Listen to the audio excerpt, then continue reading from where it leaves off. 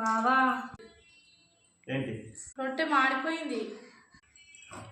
ఏం పర్వాలేదు, నేను ఇంకా మార్చేస్తాను. అప్పుడు రొట్టె మాడదు. బావా ఏమైంది?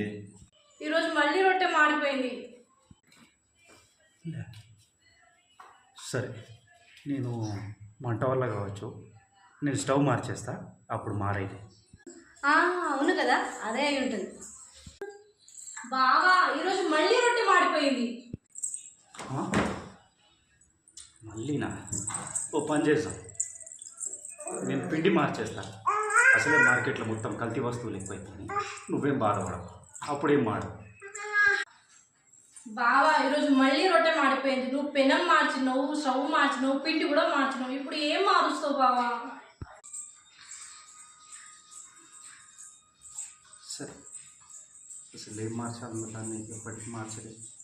ఓ పని చేద్దాం, ఇంకా పైనుంచి రొట్టెలు వద్దు, అన్నం కూర వండేసి. అదేదో ముందే చెప్తే ఇవన్నీ మార్చాల్సిన అవసరం ఉండకపోతుండే కదా బావా. నీకు అట్లా అర్థమైందా?